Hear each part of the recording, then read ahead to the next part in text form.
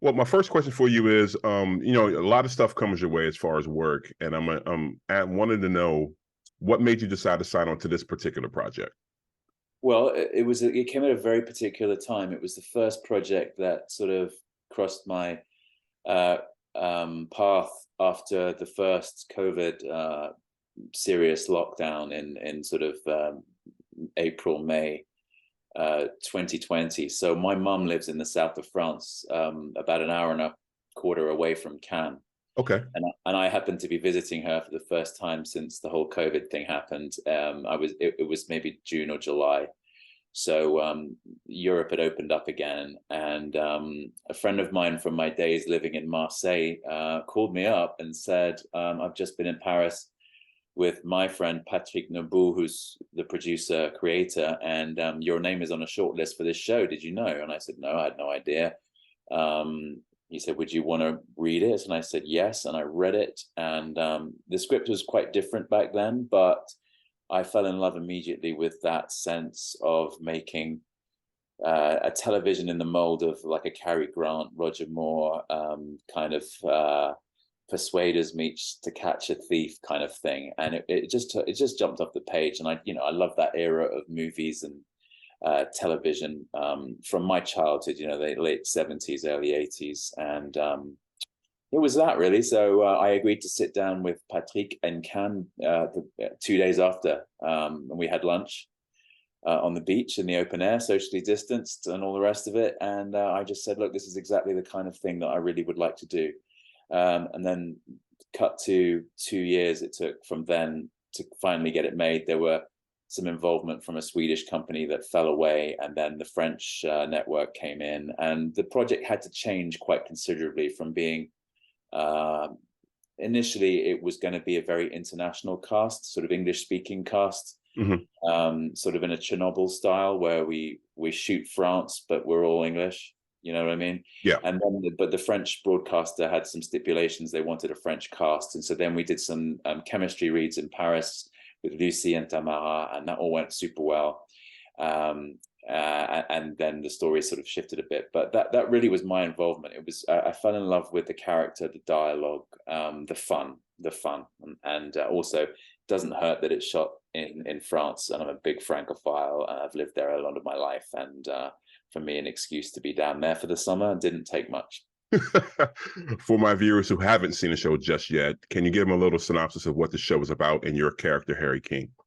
Well, at the core of the show is a sort of a very, very odd couple end up investigating crimes in Cannes. One is a policewoman, nothing odd about that. But the fact that my character gets involved in her investigations, he's someone with a checkered past, probably criminal.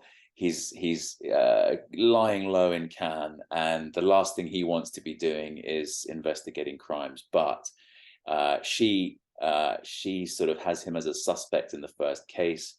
She follows him back and finds some compromising material on him. He realizes he's got to cover his tracks with her, so he offers to help her exonerate her police commissioner dad, who's been thrown into prison for some high-level corruption, and he has an inside track onto that. So they have something on each other, which means that they can't really ignore each other, and so they gradually help each other, and there's a sort of sexual chemistry that grows between them gradually. I think a bit like Moonlighting. It's kind of like a French Riviera version of that kind of genre of show.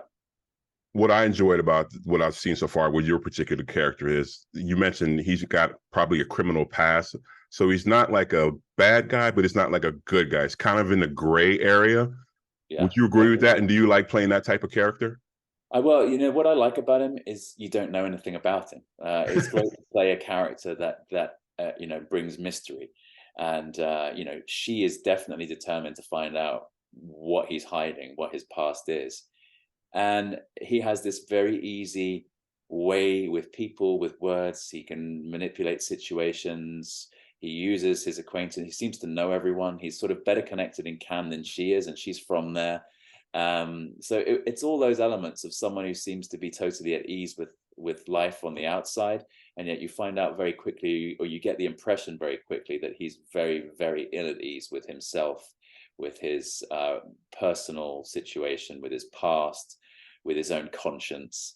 So yeah, I was very keen that in the moments where Harry isn't surrounded by society, by company, by others, that you see the mask drop, you see the ease with language drop, you see his own sense of he seems to be a sort of guy full of joy of life, enthusiasm for all sorts of different passions in life, but they all fall away when he's alone, and you see that he's a husk of a man. And yeah, that's the sort of mystery that drives the story, because there is a case every week, and it is you know, old school.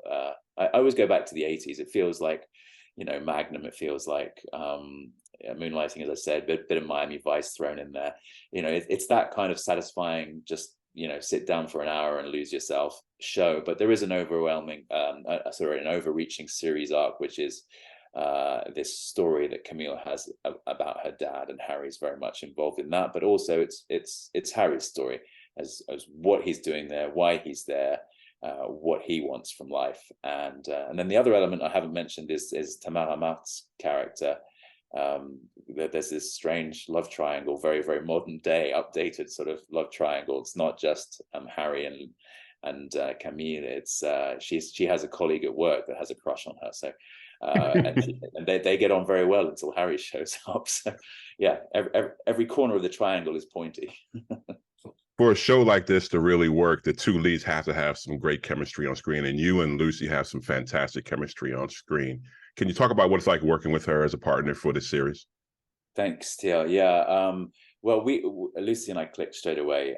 She is a really warm, generous human being. Just aside from anything else, she's extremely sort of socially conscious, environmentally conscious, and she's one of these people that campaigns a lot for all the right things, you know, in society in France, and she's very well known. So I came at it with a lot of respect for her, and then in terms of, you know, she had a huge challenge with this, because she's not you know, English isn't her mother tongue by any means. It's not even a language she's particularly comfortable in, and the amount of work that she and Tam had to do in order to play all these scenes in English. And obviously I'm in my mother tongue, and I was given quite a bit of license with the dialogue and the scripts to sort of really capture that character that I first fell in love with off the page. And we drifted away from it a bit in the rewrites that the French had brought in. So I really wanted to recapture that humor, and she was so game and so up for the challenge in terms of allowing me to freewheel. And as a result, you know, I had to help her as well to make sure that the sort of the back and forth was balanced. But we also had a lovely an actor who's a great friend of Lucy's, who's a dialect coach, Pierre-Edouard Belanca, who was on set the whole time, and he speaks perfect English. So, you know, he was working with her, but we would socialize, have barbecues at the weekend, go to the beach. She has a lovely family, as you know, as do I. And yeah, it was a really, really, really strong bond. And yeah, hopefully we get to you know, work together again. I you know, and Tamara too. I didn't have as much to do with Tamara, but it's very much the chemistry between the three that fuels the sort of personal dynamic of the show. What stood out for me for this show, watching it so far, is the look of the show and the feel and the cinematography, especially of the show. Would you consider Cannes itself its own character in the series? If that makes sense. Oh no, absolutely, it makes sense. For a start, Cannes is actually a copywritten word because of the festival, and not everybody is allowed to use it. So the mayor of Cannes gave us special dispensation and invited us in, and kind of gave us the keys to the city. We were allowed to shoot in all the iconic locations on the Croisette there, which is world famous, where the festival happens. The Majestic, the big hotel right next door to the Palais du Festival, Malmaison, which is one of the iconic buildings on the Croisette. You know, that was our production office, and we used that as the art gallery in episode 1. So we had all the showy and the casino and the port and the Ile Saint Saint Marguerite, which is just off the coast. You can see it from Cannes. We were shooting in all these really iconic places that you don't often get access to. So our cinematographer, Philippe Lozano, who's really, really demanding photographer, like the image had to be perfect before we were allowed to roll. And at times it was tough because we would only get maybe 1 or 2 takes because the sun had to be right behind the palm tree. The camera flare had to be in exactly the right place. So then the pressure was on us to be perfect because the light wasn't going to be there for that long. But it was very clear that we were really, really creating, exactly as you say, you have to fall in love with Cannes as well as the 3 protagonists. You have to have that desire to be there. You have to fall in love with the city. And, you know, the other thing about Cannes is, you know, it's one of these places a bit like, I suppose it's not like Las Vegas. That's the wrong sort of comparison, but it's one of these places that is always on show. Tourists discover it. It faces the water. It's, you know, its teeth are sparkling and white, but what you don't often see as a visitor is the bit behind the coast. You know, you step back several blocks and you start to get into the real Cannes, where, you know, the people who work there and live there and were born there and spend their whole year there, they service the rich, the international, the jet set, but it's their city. And that's the sort of irony with Cannes, is that those that really love it and cherish it and own it are not the ones that get to enjoy it all the time. And I hope our show shows you a bit of that. I guess a bit like Magnum tried to do with Hawaii back in the day. You sort of understood that, you know, there are people who live there all year round, and they are not the rich and famous. They are the ones who, you know the butler and ferry the tourists in helicopters and do the rest of it. But there's that sort of class system that's innate behind Cannes. So yeah, hopefully you get to see the whole thing, the shiny facade and the real hinterland. You've been in the business long enough to know that viewers and fans always love to compare stuff. And you've mentioned Moonlighting, and that's one of the first things I thought of when I started watching the show.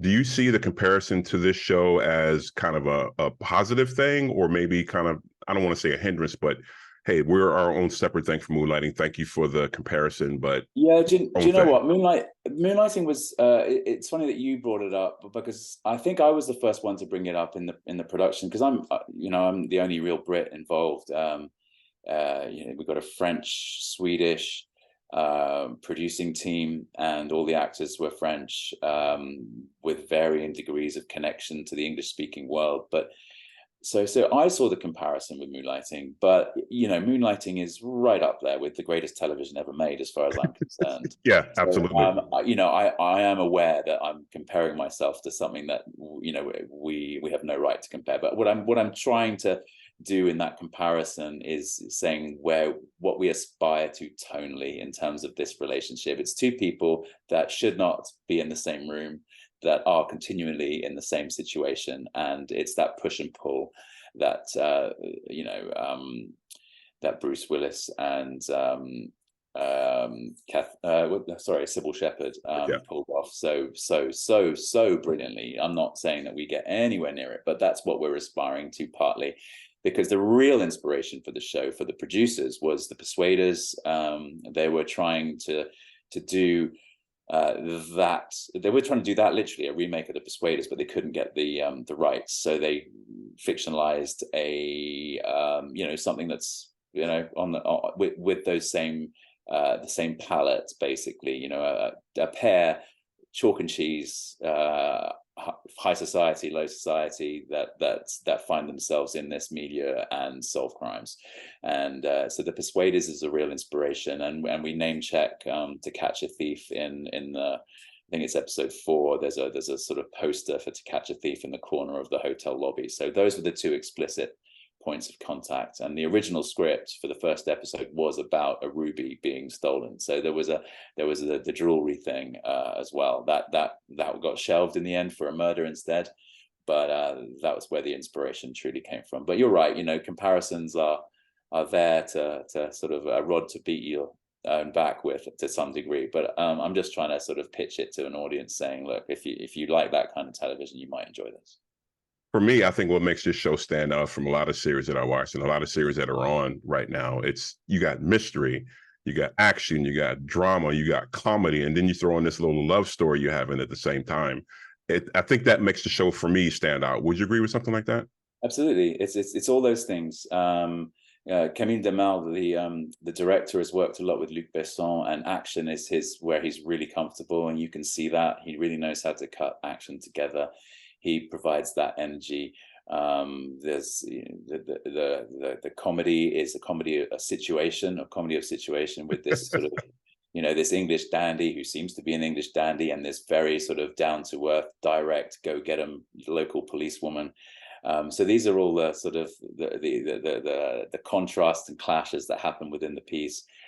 You've got mystery, you've got different, each episode is sort of loosely based in a different genre. We have a sort of gothic horror towards the end. I think it's episode 5. Episode 3 is kind of got this sort of motif of the man with the iron mask. You're on an island with a sort of in the cell, which is the actual cell where the man with the iron mask was supposedly kept. So each of them has got a different sort of nod to movie history and a tonality to it. And yeah, we play with all those things. It's definitely a mashup. And one of my final questions for you is, with all the craziness in this world and the darkness going on in this world right now, I think a show like this is something that we need, where you can escape for a good hour and just enjoy yourself and forget about all the craziness. Would you agree with that? That's 100% what we're trying to do. We're trying to create a piece of televisual comfort food. It's supposed to be fun. It should remind you of your vacation that maybe you once took to Europe, and you sat on one of those cafes and enjoyed a pastis or a glass of rosé and wondered what's going on behind all these hotels and casinos and the boats that are moored in the harbor. And it's when it's cold and wet and raining as it is today in London. Hopefully this will bring a smile to your face, and you'll just be able to snuggle up and enjoy it with the family. I've done a lot of dark, award-winning television, and I love doing that work. Don't get me wrong; it's the work that our industry appreciates the most. But this is a piece of television made for the viewer, and we are there to entertain and to tease and perplex, and hopefully to make laugh and smile for 45 minutes. So for the viewers, I know you can't give away a lot, but for the viewers who have yet to see this, what can they look forward to with this first season of the series? You can look forward to a caper, like a caper on the Côte d'Azur every week, as these two people that have no place in each other's lives gradually depend on each other to get through each episode, and they each have something very personal and pressing to solve, but neither is willing to divulge fully with the other where their heart or where their mind is. So yeah, that's where it's at.